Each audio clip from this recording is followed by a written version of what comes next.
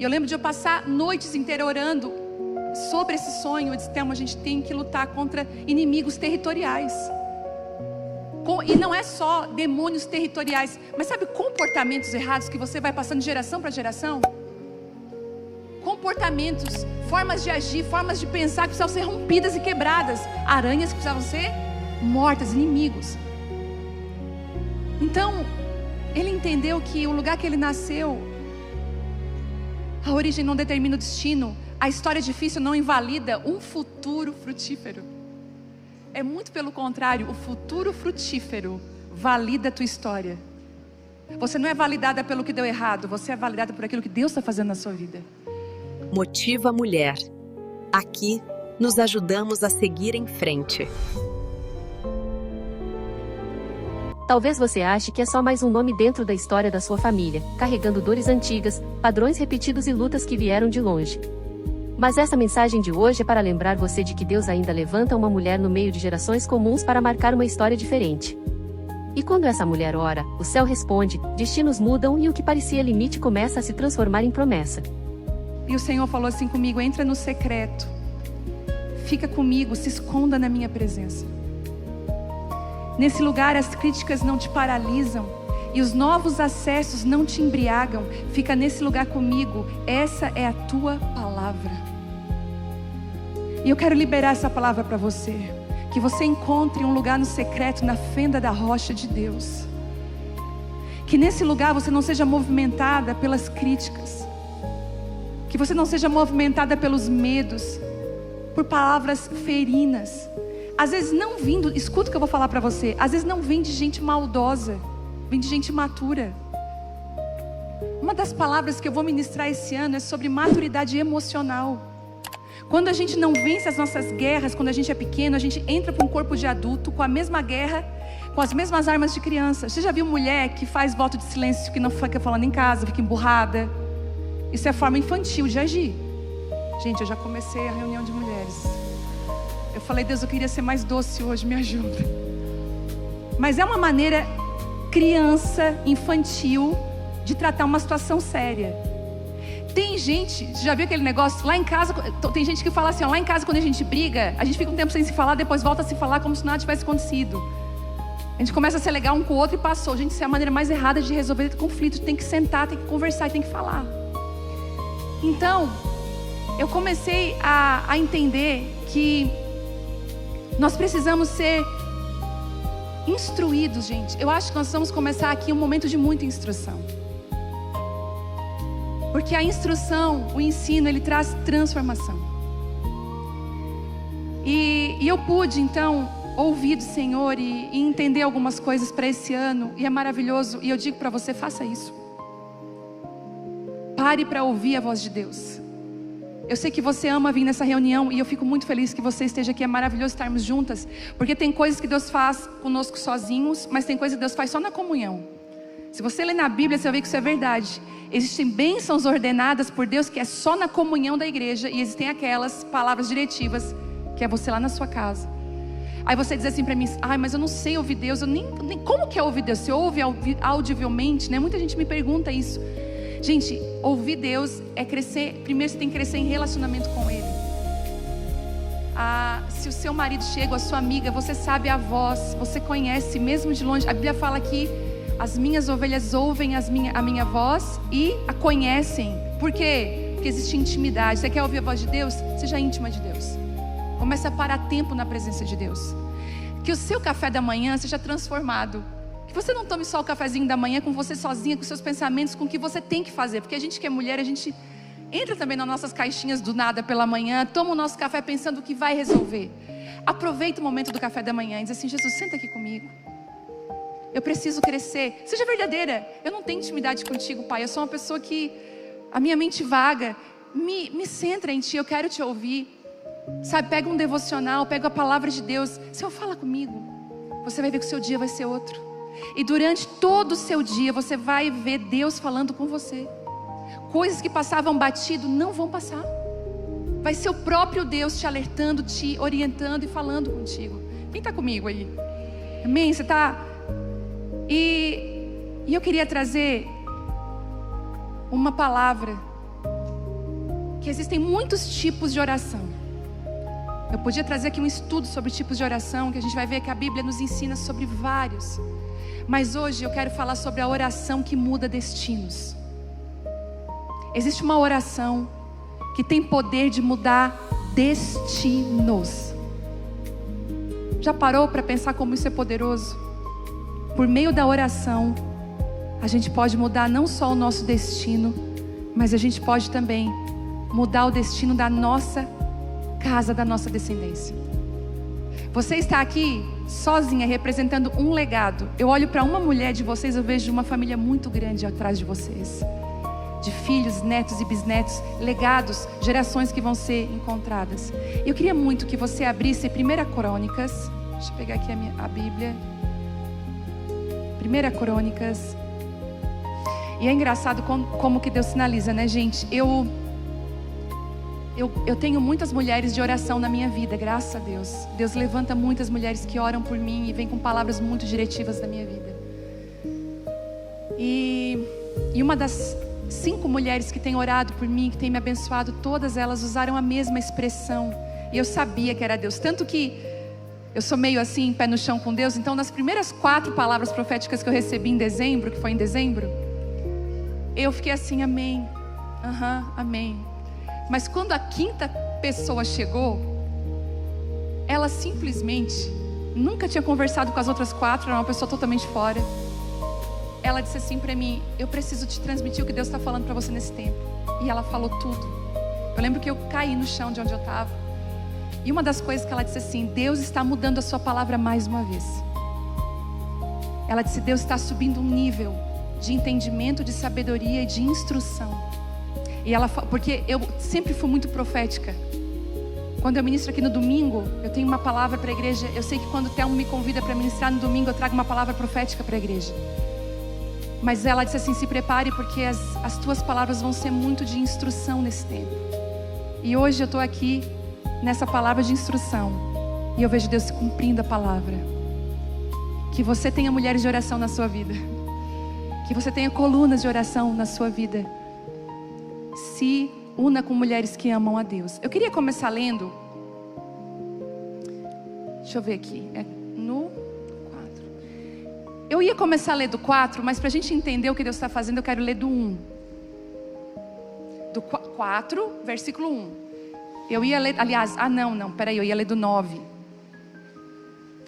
Não, mas vamos fazer uma leitura grande? Aliás, não.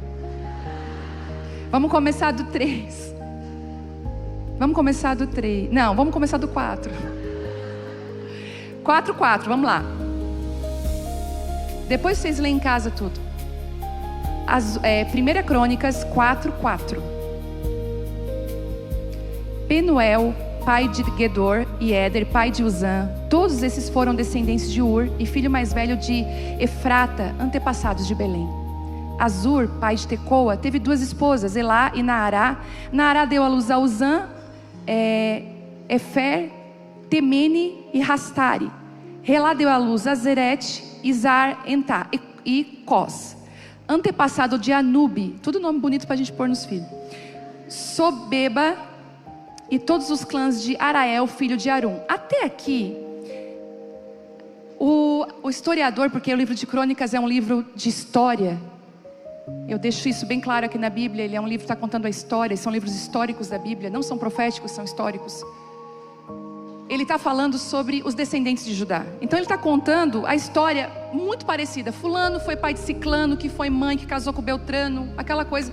Quando a nossa avó se encontra com a amiga dela também centenária, é isso que elas vão conversar. Só que lá no versículo 9, olha o que acontece. Ele está falando toda hora genericamente, fulano, Beltrano, tarará. Quando chega no capítulo 9, ele fala assim: havia um homem chamado Jabez, mais respeitado que qualquer um dos seus irmãos. A sua mãe lhe deu o nome de Jabez porque disse: eu dei à luz com muita dor. Jabez orou ao Deus de Israel: como seria bom se me abençoasses e expandisses o meu território, se comigo em tudo que eu fizer, e ajuda-me de todo mal e aflição. E Deus atendeu o seu pedido. E se você continuar, diz assim: Quelube, irmão de Josuá, gerou Mer. Mer gerou Eston. Eston gerou... Parece que abriu uma janela no meio de uma geração. Abriu uma janela diferente. Por que o historiador teve que parar de fazer o que ele estava fazendo para falar diferente de Jabez? Eu quero profetizar que quando eles começarem a contar a história da tua família, eles vão parar para contar o que Deus fez na tua vida. Eles vão dizer, lá na minha família tinha muitas pessoas, mas havia uma mulher que ela era totalmente temente ao Senhor. Ela era diferente. E não importa de onde você veio. E eu quero trazer uma construção dessa palavra para você e eu quero começar falando sobre algo que nós temos perdido e nós não sabemos construir. O nome disso é respeito. Às vezes nós não inspiramos respeito nas pessoas. Outro dia uma mulher falou assim, eu estou me sentindo muito desrespeitada porque aconteceu isso e isso comigo. E eu falei para ela, perceba se você não abriu a porta do desrespeito. Se a pessoa não se sentiu à vontade de falar isso com você. Eu lembro de uma vez na igreja, quando a igreja era em outro lugar, aconteceu uma situação inusitada. O Thelma é muito brincalhão. E ele pegou o púlpito e ele usou uma palavra para brincar comigo. E na hora eu não gostei. Ele deu um apelido. E eu sabia que um apelido de púlpito ia abrir espaço para que outras pessoas me chamassem daquele apelido. E eu não ia admitir esse desrespeito. Como ele era meu marido, tá tudo bem. E aí o Thelma é muito engraçado. Ele confundiu o lugar de expor. Depois a gente teve aquela conversa. Que ele nunca mais esqueceu na vida. Tanto que esse foi um erro que nunca mais foi repetido. Mas quando eu desço do púlpito aquele dia, tá um grupo de homens na igreja e eles me chamaram daquele apelido. Uma rodinha assim, do ladinho do púlpito aqui assim, mas não era nesse lugar, em outro lugar. E eles, fulano, eu olhei para eles, o meu marido é o meu marido, vocês não têm liberdade de me chamar desse nome. Gente, um saiu meio sem graça, o outro ficou e eu falei, espero respeito. Aquele dia eu coloquei um limite e eu me posicionei para construir respeito. E uma das coisas que me chama a atenção aqui é que se para tudo para falar da primeira, sabe, da primeira virtude que saiu daquele homem. Ele era respeitado mais do que todos os seus irmãos. E o primeiro ponto que eu quero trazer para você, seja uma mulher de respeito. Seja uma mulher que inspira respeito. Se na sua frente não tem aquela fofoquinha, se na tua frente as meninas não têm coragem de contar aquela piada suja, glória a Deus. Às vezes eu me sentia mal, porque às vezes eu chegava num grupinho, a pastora chegou. Mas às vezes talvez até pelo título pastoral, não porque eu impunha respeito, entende isso? Mas o que eu quero falar para você seja uma mulher de respeito. Um homem que você não conhece chama na rede social, oi, tá tudo bem? Você já exclui na hora. Seja uma mulher de respeito. Uma gracinha, uma palavra que você sabe que está passando de um limite, imponha respeito. Dentro do lar, dentro da casa, sabe de uma coisa que eu aprendi? Que até com o nosso casamento nós precisamos sinalizar ao nosso marido, isso aqui é desrespeito, eu não quero. Seja uma mulher de respeito. Sabe qual é o nosso problema? Muitas vezes a gente tem medo de se posicionar porque a gente tem medo de ser rejeitada. E a gente precisa ser validada a todo momento. Quem não foi validada na infância vai querer ser validada na vida adulta, né, Graça, psicóloga aqui. Mas vai querer ser validada da maneira errada. Vai querer ser validada sem expor realmente, sem construir um lugar de respeito. Posso dizer uma coisa? Invista em ser uma mulher de respeito. Uma mulher de respeito se veste respeitosamente. Uma mulher de respeito fala respeitosamente. Ela abre uma janela de respeito aonde ela vai. Jabez, ele era muito respeitado no meio dos seus irmãos. Eu não sei se lá na sua casa você é aquela pessoa que todo mundo para te ouvir. Ai, fulano vai falar. E uma pessoa de respeito, eu não sei se você já... Tá todo mundo esperando a hora que ela vai falar. Talvez ela não seja uma pessoa de muitas palavras. E talvez aquilo que mais possa tirar o respeito da sua vida é você falar demais, brincar demais. Eu não estou falando que a gente não pode brincar, entenda o que eu estou falando. Mas seja uma mulher de respeito. E para você atrair respeito para a sua vida, não desrespeite as pessoas. Não faça comentários, sabe, na frente dos outros. Não, se você sente, eu quero mesmo que você se analise hoje. Não é para analisar a amiga, não é para analisar a mãe. Eu não quero que você analise ninguém na sua família. Você, nem na sua vida. Se você é uma mulher que coloca as pessoas em saias justas, você sabe que você coloca. Você está desrespeitando. Sabe? Tem pessoas que não dá pra gente viajar junto. Escuta, tem gente que a gente não pode nem viajar junto com aquela pessoa, porque viagem, o que acontece com a viagem? As nossas intimidades vêm pra fora. Tem gente que eu não quero viajar junto, porque eu sei que se a minha intimidade estiver na boca dela, quando ela estiver numa mesa cheia de gente e eu não vou estar lá, ela vai estar rindo das minhas intimidades com os outros. Ela vai me desrespeitar. Então eu também tenho que andar com quem é de respeito. Quem que está comigo? Gente, vocês estão muito tensa. Tá boa essa palavra? Então ele era mais respeitado do que os seus irmãos. E eu quero declarar que Deus está levantando uma geração de mulheres de respeito. No Brasil, as mulheres brasileiras, eu digo isso com todo o temor do meu coração, mas é uma verdade, nos outros países nós não somos respeitadas. Porque o que sai de cartão postal brasileiro, as mulheres que representam a nossa nação, no mundo secular, infelizmente, gente, elas estão usando da sensualidade do corpo e estão permitindo ser desrespeitadas. A Bíblia não diz apenas que Jabez era abençoado. Ela diz que ele era mais ilustre, mais respeitado, mais honrado. Respeito não se herda. Não veio lá na sua certidão, fulana de tal. Sabe o que ela ganhou? Que ela é filha do fulano? Respeito. A gente até pode, é filha do fulano, é filha do ciclano. Mas quantos sabem que filhos que envergonham seus pais? Que não herdaram. Então respeito não se herda. Respeito não se improvisa. Não dá para inventar de última hora igual assim, você me respeitem. Se você tem que dizer isso, é porque você abriu espaço para não ser respeitado.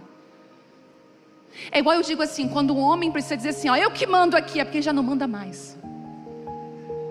Quando um chefe precisa chegar na empresa e dizer assim, eu que mando, ou que você diga para os filhos, aqui é eu que mando. Pode ter certeza, você abriu uma brecha para o desrespeito, você não manda mais. Porque quem realmente tem respeito e está no lugar de liderança, as pessoas que estão ao redor dela ouvem a voz, obedecem e caminham para aquele lugar. Respeito, ele é construído com postura, decisões certas e dependência de Deus. Nas pequenas decisões. Gente, quantas coisas Deus já te livrou de situações que você pensa assim, meu Deus, eu ia estar metida naquela situação, naquela confusão, e Deus me livrou. Ano passado, eu estava orando e veio na minha mente uma palavra muito forte. A palavra assim, respingo. Eu estava orando, eu falei, respingo. Até vai ser um devocional do ano de 2027. Vocês vão lembrar quando vocês lerem um devocional. E aquela palavra respingo. E o Senhor falou assim para mim, cuidado com os respingos. Cuidado, porque às vezes você está com a roupa limpa, mas quem está do seu lado está sujo. E se você está muito perto, você vai ficar sujo, vai ser respingado pela sujeira do outro. Cuidado com o lugar que você senta, cuidado com quem você anda, cuidado com quem você está ouvindo. Às vezes, para você permanecer sendo respeitada, você vai precisar entrar num lugar, sabe do quê? De se guardar. Não vou ouvir isso não. Pessoas respeitadas construíram esse lugar, gente. Não foi um lugar dado. Porque eu até posso, hoje acontece muito isso. Acontece muito das pessoas buscarem nos outros validação ou selo de qualidade. Por exemplo assim, eu sou amiga da fulana, a fulana é uma pessoa legal. E aí tu vai dizer assim, se a fulana que é legal, que é bênção, anda com a ciclana, ela está sendo validada por ela. Cuidado com quem você está validando. E o respeito, ele não pode ser adquirido de outra pessoa. Você constrói o seu lugar de respeito. Sabe, não foi um evento isolado. Então ela foi lá, fez aquilo lá e agora ela está sendo respeitada. Gente, é um processo. E te digo mais, o respeito não vem do dom e nem daquilo que você faz, vem de quem você é. Quem você é. Jabez, ele não nasceu respeitado, ele se tornou respeitado. Nós não nascemos respeitadas, nós nos tornamos pessoas respeitáveis. E é a primeira característica de alguém que vai fazer uma oração que vai mudar destinos. É alguém respeitado. A sua palavra tem muito valor. Eu não sei se você dá valor para a sua palavra, mas a sua palavra, ela tem muito valor. E se por algum tempo você tem desvalorizado a sua palavra através daquilo que você fala e daquilo que você faz, chegou a hora de você trazer alinhamento. Segundo, Jabez se destacava em uma geração muito comum. Tudo era feito de maneira igual. Gente, repetitiva. Se você ler desde o começo, que eu não quis ler porque era muito nome estranho, você vai ver todos eles fazendo igual e nada era diferente. Outro dia eu estava orando lá em casa e eu falei, Deus, eu me senti andando conforme a cultura. Sabe quando você anda conforme a cultura? Que é um movimento. A cultura é um culto, é um movimento. A nossa cultura no Brasil, a nossa cultura no Sul, né? A gente vê muita gente vindo morar aqui, tem vindo muita gente morar aqui em Santa Catarina, que tem uma cultura diferente, né? O sulista, ele é um pouco diferente do resto do Brasil. E a gente começa a ser moldado na nossa cultura. É muito natural a gente se vestir. Você vai andar parecida com quem você está andando junto. A gente pega o jeito, a gente gosta, né? Hoje mesmo eu vi uma mulher com uma camisa linda, uma menina que vem sempre aqui na reunião de mulheres. E ela bateu uma foto, estava com uma camisa linda. Eu falei, fulana, que camisa linda, onde é que tu comprou? Eu quero uma camisa dessa. Então é muito natural, a gente é moldado pelo meio que a gente está vivendo. E não só na maneira de vestir, a gente é moldado na forma de pensar, na forma de agir. É por isso que a Bíblia vai dizer assim lá em Provérbios, ó, se você anda com aquele que é colérico, com aquele muito bravo, com aquele que estoura a qualquer momento, é bem provável que você se torne uma pessoa igual. Mas se você anda com manso, se você anda com humilde, com sábio, é bem provável que você fique mais manso e humilde também. Então às vezes, eu sempre digo assim, ó, vai procurar aquilo que te falta. Tem mulher que tem dificuldade na cozinha, eu acho que aqui não tem ninguém assim. Que a cozinha para você é um bicho de 7 cabeças. Tipo assim, ó, te dá um banheiro para limpar, uma casa para limpar, mas não me dá a cozinha. Quando você vai dividir casa de praia com alguém, você é quem? A que lava, a que limpa, joga água, a que cozinha. E é muito natural, porque a gente veio de contextos de família que às vezes a nossa mãe trabalhou o dia inteiro, não tinha aquele lance teu bolinho a tal hora, a mãe estava lá ó, ralando para dar o sustento da casa.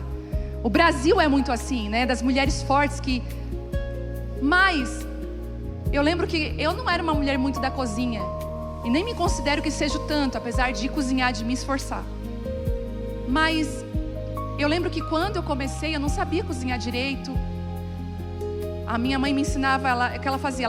Ela começava e eu finalizava o almoço. Já era uma grande ajuda.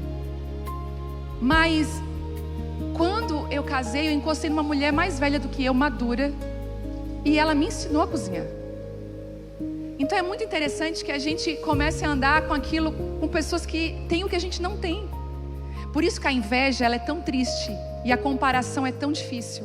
Porque a gente não foi chamada para comparar, mas para se completar. Eu não me sinto diminuída porque a minha amiga cozinha melhor do que eu. Eu quero ser inspirada por ela e eu quero que ela se sinta amada por mim, encorajada a ser cada vez melhor nessa área. Será que a gente tem tanta dificuldade de entender isso, sabe? De a gente aprender com o outro. De o outro não ser uma ameaça, mas ser um lugar de aprendizado. Às vezes a tua amiga é mais resolvida que você.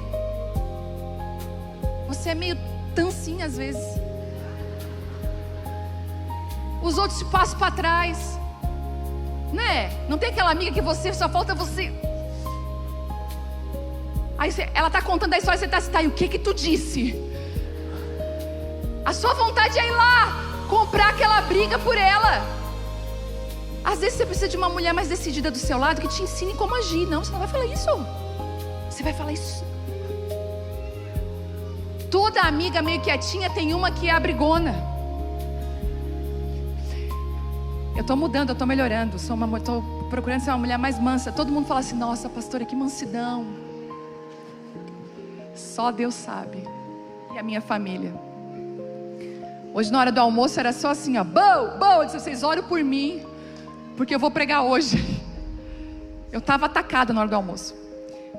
Mas um dia eu estava grávida da Isabela, os hormônios, né? Eu estava grávida da Isabela, vou botar a culpa nos hormônios, não é demônio, é hormônio. E a gente foi numa sorveteria comprar sorvete. E a Vitória, eu quero um sorvete. A Vitória tinha 10 anos.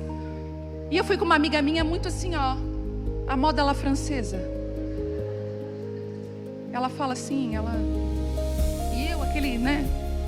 E aí eu fui comprar sorvete com ela. E eu fiquei ali naquela fila. Eu já fiquei indignada que eu estava de 8 meses numa fila para comprar um sorvete. Que eles deviam ter olhado para mim e dito assim, por favor, passa na frente. Mas tudo bem. Aí eu peguei, fiquei na fila. Na hora de comprar o sorvete, comprei. E aí eu fiquei ali esperando. E gente, o sorvete não vinha. E as pessoas que estavam atrás de mim da fila já tinham recebido o sorvete. Na hora que essa minha amiga viu que eu ia direto pro caixa e que eu já estava assim, fora de mim, ela pegou a bolsa dela, fez de conta que não me conhecia e saiu. E eu comecei, gente, eu tô grávida. Eu falei, eu peguei uma fila sem necessidade. A minha filha tá querendo um sorvete, será que é difícil?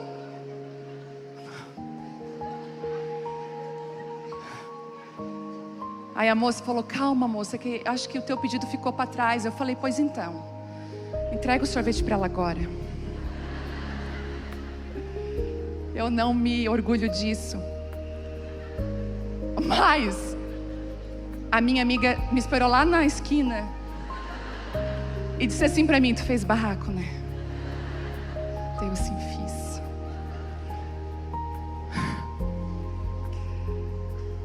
Ai, Jesus. Às vezes a gente precisa, sabe, da música.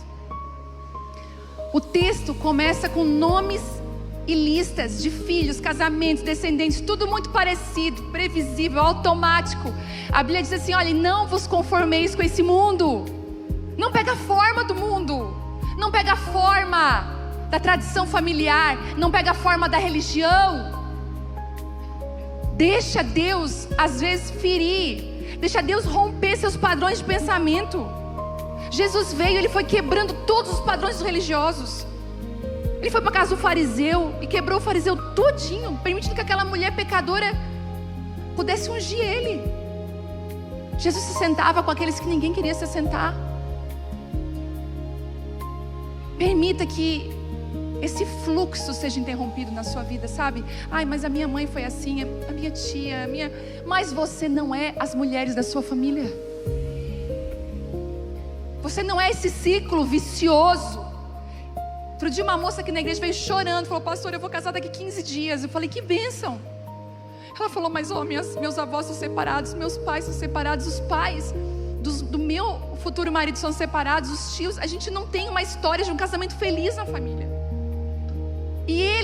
E quando eu paro para ouvir eles, ou eu vou entregar o convite, ou eu digo que eu vou casar, eu só ouço coisas ruins. E eu falei para ela, mas você não é essa pessoa. E eu liberei. E existia um homem respeitado, Jabez, no meio de uma geração corrompida. Eu declaro que os seus filhos, a sua família vai viver uma história diferente.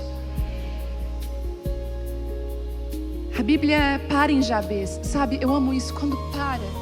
Isso nos ensina algo tão forte. É possível viver numa geração inteira e ser apenas um nome, ou viver de tal forma que Deus pare para contar a tua história. Que Deus pare para falar de você. Jabez se destacou no meio, não foi fora de contexto. Ele não fugiu da sua realidade, ele se posicionou dentro dela. Ele não disse assim, então vou para o outro país. Deixa eu te falar, às vezes a mudança não está na geografia, está dentro de você. Porque eu já vi muitas pessoas mudar de geografia achando que mudando de lugar, de cidade, de país ia resolver, e ela levou o problema junto com ela lá. E às vezes até pior, sabe? Só muda o personagem, porque o problema que está dentro continua. Quem está comigo nisso? Quem já viu isso? Então, Ele se tornou uma resposta dentro. Gente, é difícil tornar uma resposta dentro. Jesus foi uma resposta dentro. As pessoas diziam assim de Jesus, eu acho tão legal quando eu leio esses textos. Quando ele fez um grande milagre, quando ele tinha grande sabedoria, quando ele abria a boca, as pessoas falavam, meu Deus, ele não fala igual os rabinos, ele fala como quem tem autoridade. E as pessoas diziam assim para ele, entre eles, quando Jesus fazia algo extraordinário, mas esse não é o filho do Zezinho? Esse não é o filho da Maria? Daquela Maria? Esse não é aquele menino que andava como carpinteiro, correndo pela... Esse não é aquele menino esquecido no templo aquela vez? Esse não é esse menino? O que ele está falando? Jesus, no meio, causava espanto e destaque, porque Deus era com ele. Ele não fugiu, ele se posicionou. Deus está falando para mim e para você, não fuja da sua realidade. Às vezes dá vontade de fugir. E fugir parece ser mais fácil. Mas Deus está falando com algumas pessoas aqui, não fuja. Encare essa realidade e seja a diferença que você quer ver. Às vezes a gente procura que a mudança aconteça no outro. E Deus está falando, mas eu quero que essa mudança aconteça em você. Eu quero que ele seja mais carinhoso. Você é carinhoso? Eu quero que ele me respeite mais. Você respeita?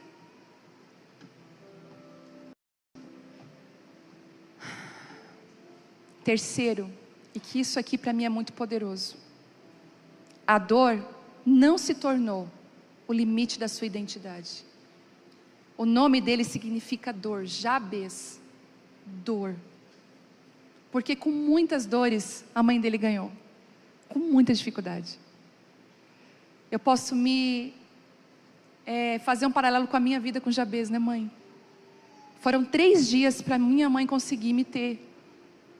No final, as minhas 2 avós, eu era a primeira neta dos 2 lados, estavam tão desesperadas. Porque já fazia 3 dias que eu não nascia. E as minhas avós crentes começaram a interceder na maternidade. A orar a Deus por um médico que conseguisse fazer com que eu nascesse. Porque eu fiquei presa dentro da minha mãe. Me puxaram de fórceps. E um médico que depois foi a ser o meu obstetra com a Vitória, foi o mesmo médico que eu criei tanta confiança nesse médico, que ele foi meu obstetra na época que eu ganhei a Vitória. Ele disse assim, pelo amor dessas 2 vós, a minha avó conta até hoje, que ele, no dia do meu aniversário, aliás, nos nossos aniversários da nossa família, no grupo do WhatsApp, a minha avó manda um vídeo, manda um áudio, contando como foi a história de cada nascimento no dia do aniversário. Então no dia do meu aniversário ela conta a história do meu nascimento, como que foi difícil, e ela dá os parabéns e dá as palavras proféticas delas de abençoar. Então todo ano eu conheço essa história, que ela fala, pelo amor dessas 2 avós, ele diz assim, minha filha, ele arregaçando as mangas. Eu vou fazer essa criança nascer, porque eles não sabiam ainda o que eu era. Se eu era um menino ou uma menina. Naquela época não tinha ultrassom, eu já estava lutando pela vida. E teve um momento que eles quase falaram, um vai, ou é a mãe, ou é o filho, ou é a mãe que não vai sobreviver. E pela glória de Deus, por um milagre, eu e a minha mãe sobrevivemos.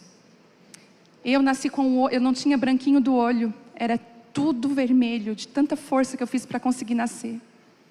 Meu nome ia ser outro nome. Quando eu nasci, eles decidiram, é Viviane, porque é cheia de vida. Minhas avós ajudaram a escolha do nome, isso era cheia de vida.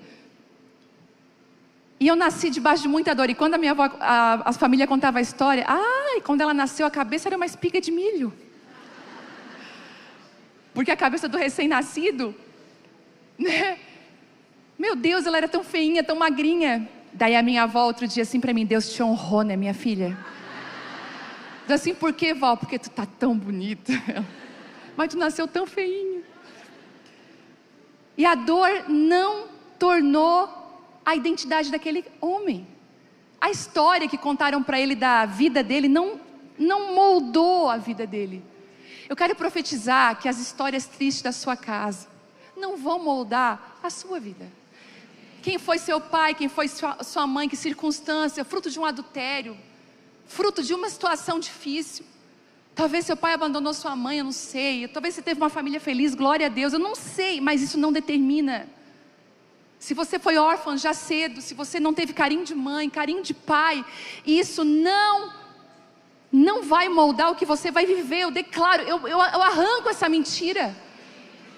que você se sente às vezes diminuída, que você não consegue nem celebrar, você não consegue receber, você não consegue muitas vezes se impor até, inclusive, como uma filha, porque você se sente que você está sempre devendo. Jabez, ele não se tornou o limite da sua identidade. O nome dele significava dor, mas a sua história, ela pode até ter sido começada ou ser marcada pelo sofrimento. E aqui eu quero trazer um ponto essencial dessa ministração para vocês, que vocês prestem atenção. A dor que a gente explica para os outros não é aquela dor que vai governar a nossa vida.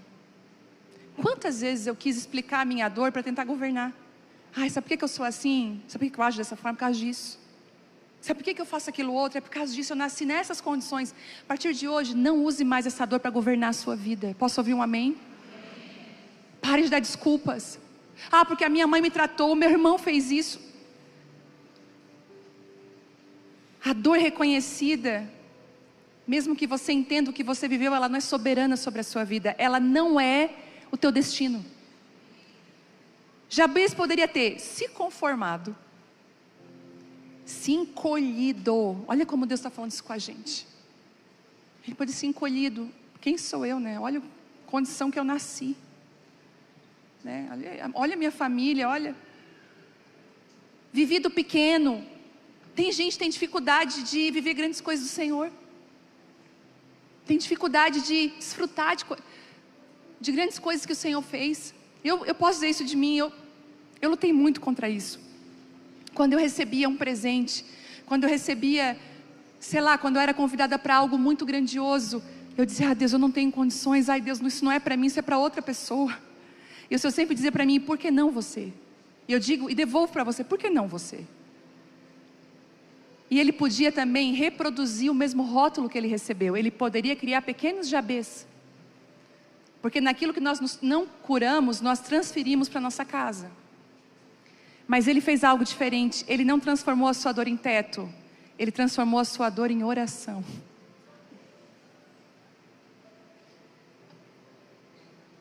Ele não se limitou ao lugar onde nasceu. Isso é muito forte para mulheres, líderes e família.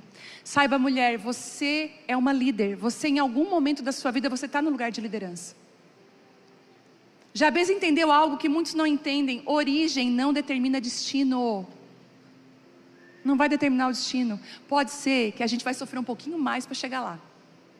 É o que eu digo para a Vitória, às vezes, para minha filha. Eu falo assim, filha, os demônios que a mãe e o pai lutaram não são os mesmos que tu vai enfrentar. Porque aqueles nós vencemos.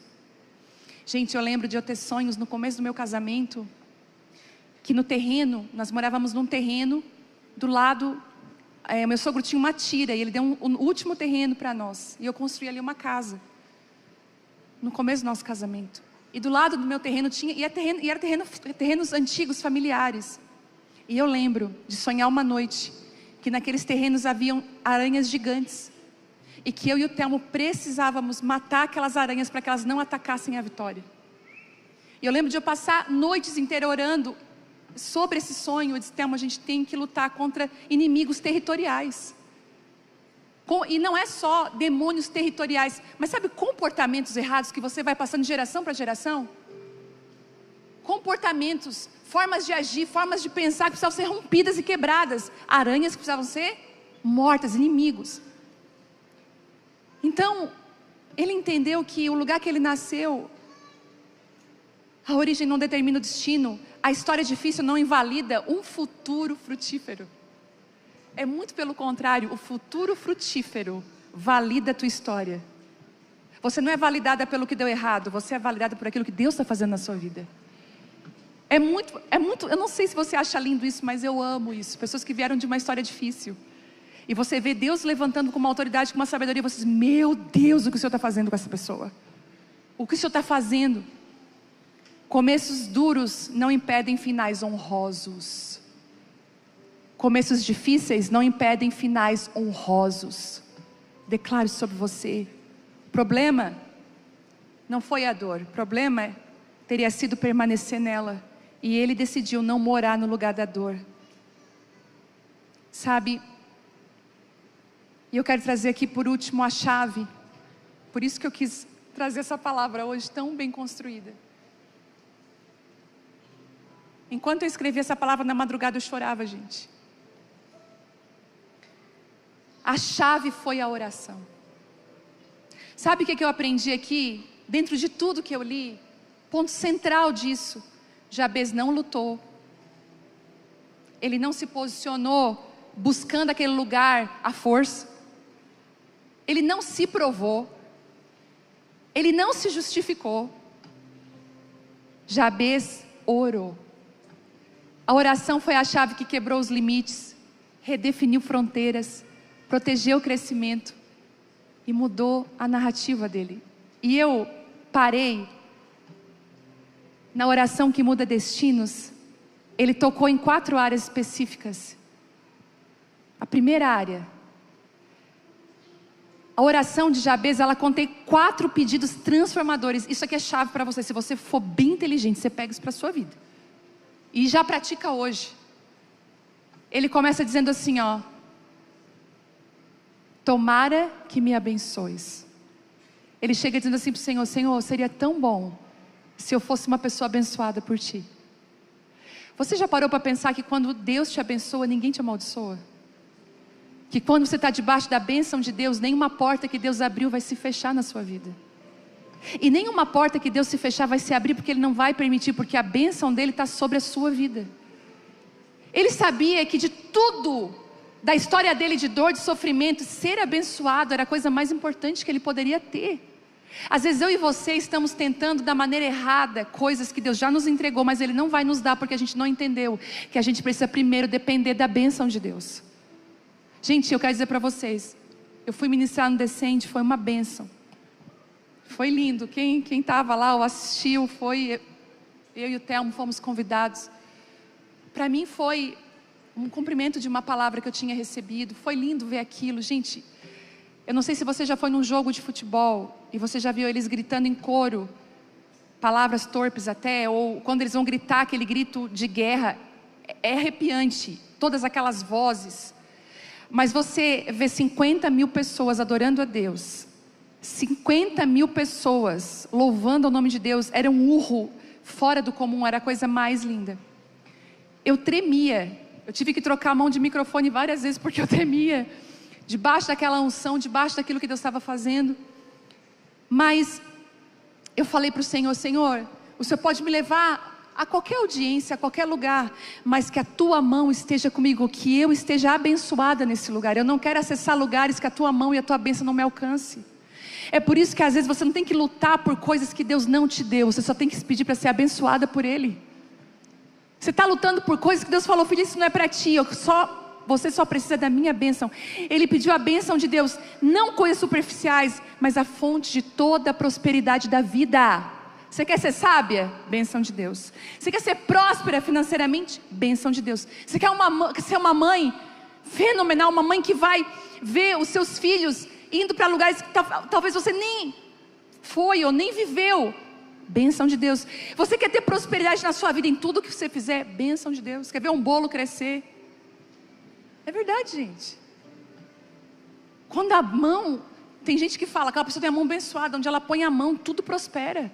Eu te abençoo com essa palavra, que você peça a bênção de Deus.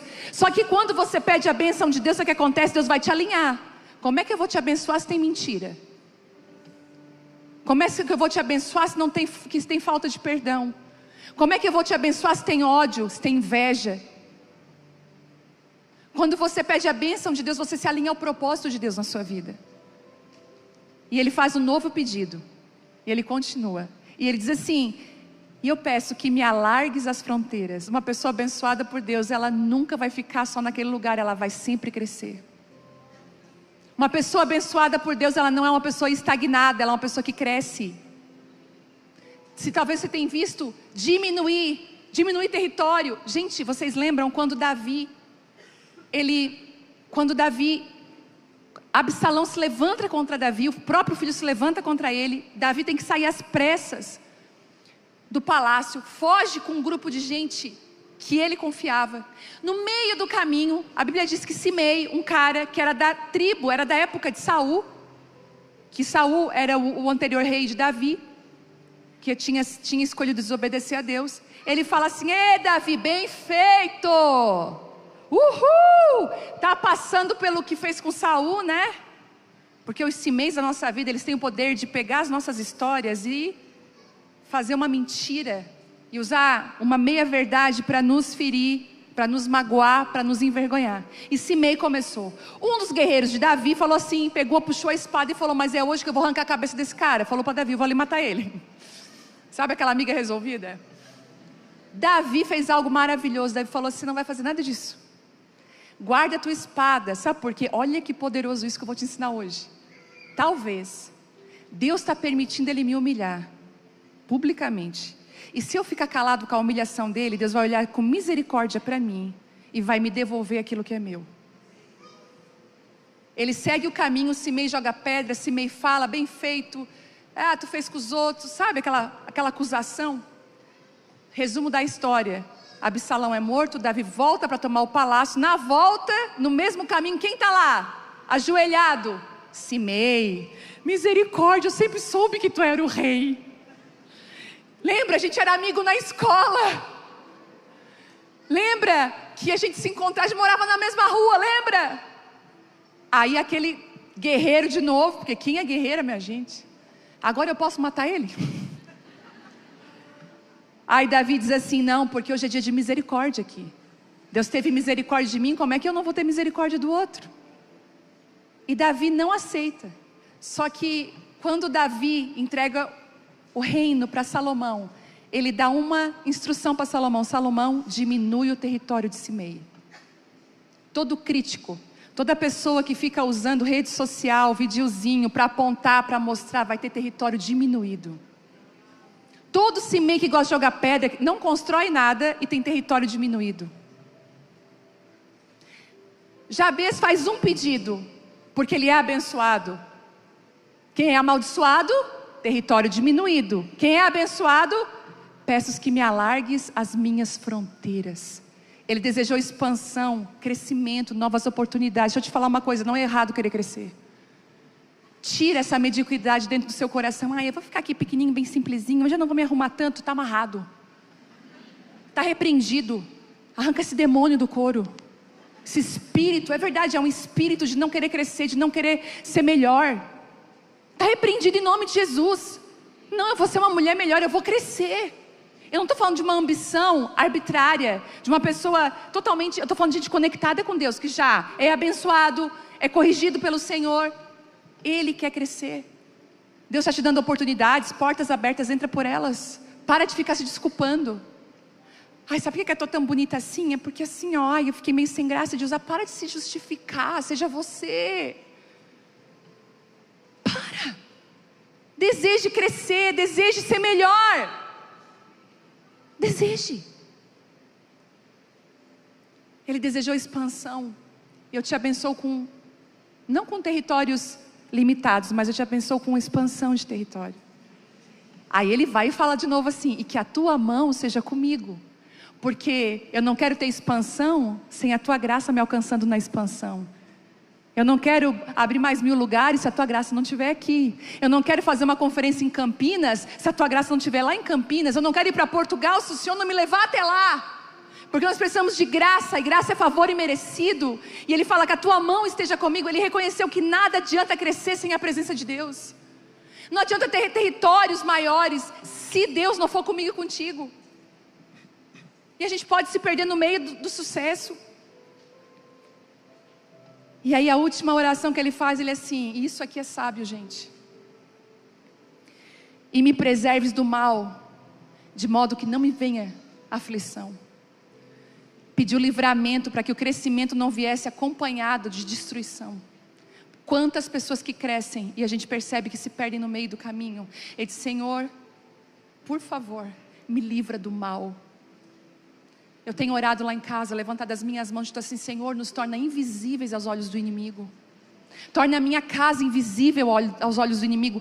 Torna, Senhor, a igreja, nossa casa, invisível aos olhos do inimigo. Guarda minha família, guarda do laço, do passarinheiro, das ciladas do inimigo, da mentira de Satanás, da língua mentirosa, dos bajuladores."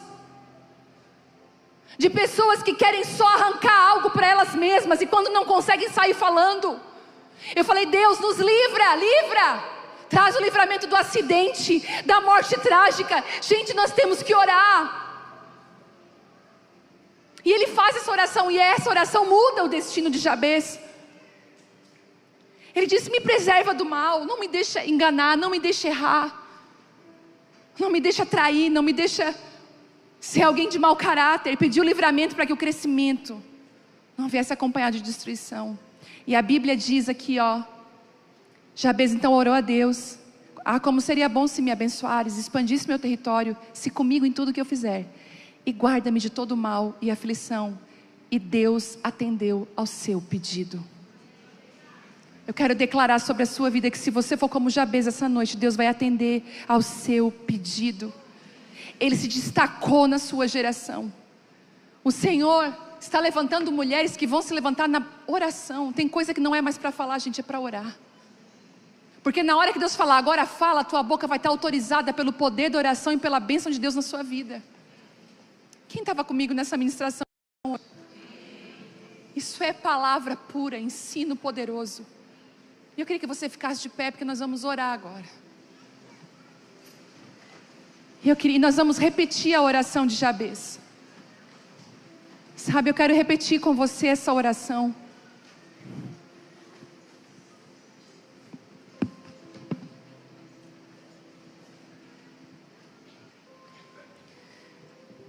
Você está vivendo apenas mais como um nome na lista da sua família? Ou você está decidido a se posicionar como uma referência na sua geração?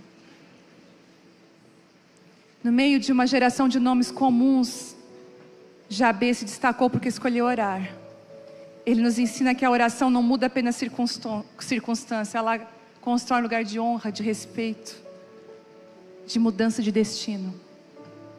Eu declaro sobre a sua vida aqui no poder da oração, que Deus te dê orações sábias, orações pontuais, orações diretivas. E eu quero orar junto com você. Deixa eu abrir de novo aqui que eu acabei fechando. 1 Crônicas.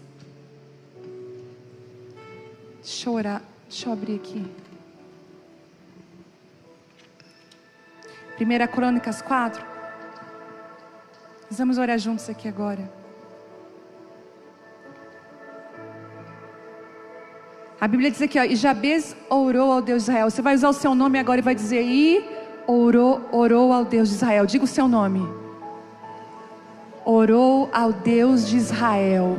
Repita isso. Repita o seu nome. E Viviane, e Cláudia, e Patrícia, e Eliane, Daiane, e Marlene, e tantas outras Marias. Orou ao Deus de Israel. Diga isso assim: ah, como seria bom se me abençoasses. Peça a bênção de Deus sobre a sua vida.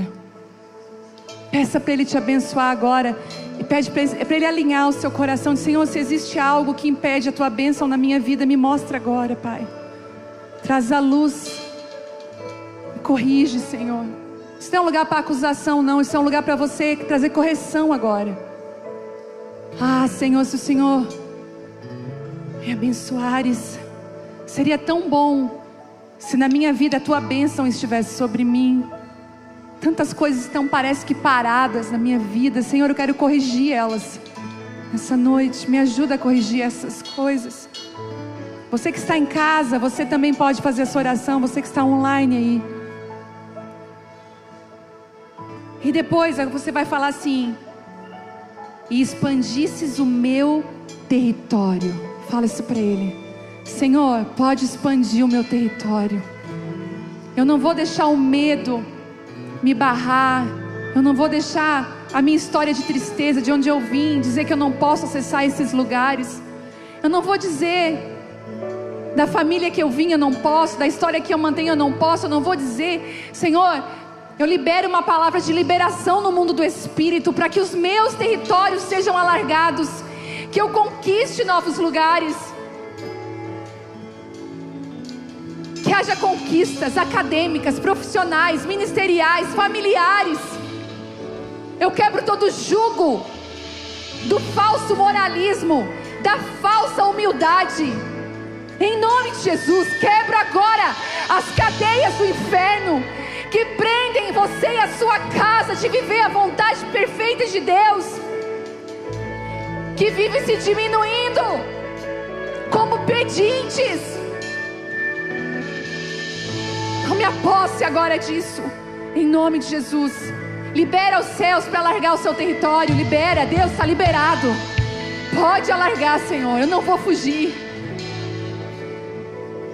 E agora você vai dizer: ser comigo em tudo que eu fizer.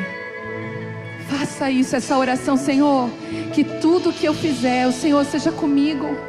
Existem momentos em que Deus nos chama para um lugar mais profundo, não para nos afastar da vida, mas para alinhar aquilo que a correria, as vozes de fora e até o cansaço de dentro começaram a desorganizar. E essa mensagem começa exatamente nesse ponto, no secreto. Porque há fases em que a gente até está cercada de gente, conselhos, opiniões, expectativas e até carinho, mas nada disso substitui a voz de Deus. E quando o coração entende isso, ele percebe que precisa voltar para o lugar onde a alma se aquieta, onde as críticas não paralisam e onde os acessos novos não embriagam. O secreto não é fuga, é direção. É no secreto que Deus trata os excessos, silencia os ruídos e nos ensina a ouvir aquilo que realmente importa. Talvez essa seja a primeira verdade que essa mensagem quer colocar no coração de quem ouviu. Você não foi chamada para ser conduzida pela voz dos críticos, nem pela opinião das pessoas, nem pelo medo do que pode acontecer. Você foi chamada para ser guiada pela voz de Deus. E quando essa voz volta a ocupar o centro, muita coisa dentro de nós começa a encontrar ordem outra vez. A partir daí, a palavra nos leva para a história de Jabes, e é impossível não perceber o quanto essa história carrega esperança para quem sente que veio de um contexto difícil. O texto de uma Crônicas estava seguindo o ritmo comum das genealogias, nomes após nomes, história sem destaque, como se tudo fosse apenas mais uma sequência repetida. Mas, de repente, o texto para. E para por causa de um homem. Isso é muito forte. Porque mostra que é possível viver no meio de uma geração comum e, ainda assim, marcar a história de forma diferente. É possível não ser apenas mais um nome na lista. É possível fazer parte de uma família com dores, limitações, padrões repetidos e ainda assim ser alguém sobre quem Deus decide falar de maneira distinta. Jabes recebeu um nome ligado à dor, uma marca de sofrimento já no começo da sua história, mas o mais bonito é que a dor não definiu sua identidade. Ele poderia ter vivido preso ao que aconteceu, ao que disseram sobre ele, ao ambiente de onde veio, ao peso do nome que carregava. Mas não. Ele decidiu não transformar a dor em teto. Ele não fez da dor uma desculpa permanente. Ele não deixou a história triste governar o futuro. E isso fala muito com tanta gente que passou a vida tentando explicar o presente usando apenas as feridas do passado. Há pessoas que foram tão machucadas, tão desvalidadas, tão pouco vistas ou tão pouco amadas, que sem perceber passaram a se encolher diante da vida. Como se tudo que veio antes fosse uma sentença sobre tudo o que ainda poderia vir depois. Mas essa mensagem confronta isso com muita clareza e muito amor. A origem não determina o destino. A dor explica partes da caminhada, mas não tem o direito de governar a vida inteira. Começos difíceis não impedem finais honrosos. E talvez alguém que ouviu essa palavra precisasse exatamente disso, entender que não é obrigada a repetir os ciclos da família, que não precisa carregar as mesmas prisões emocionais de quem veio antes, que não foi destinada a viver pequena só porque nasceu em um ambiente limitado. Há uma diferença entre reconhecer a dor e ser governada por ela. Reconhecer cura. Ser governada aprisiona. E Jabes nos ensina que, quando a dor é levada para Deus, ela deixa de ser identidade e passa a se tornar matéria de oração. Outro ponto muito marcante dessa mensagem é a ênfase no respeito. Porque a palavra destaca que Jabes era mais respeitado do que seus irmãos. Não fala primeiro da prosperidade, não fala primeiro do crescimento, não fala primeiro da expansão. Fala do respeito. E isso é muito profundo, porque mostra que existem construções internas que vêm antes das externas. Respeito não é algo improvisado. Não é algo herdado automaticamente. Não é um título. Não é uma pose. É uma construção de postura, limite, sabedoria, palavra alinhada e dependência de Deus.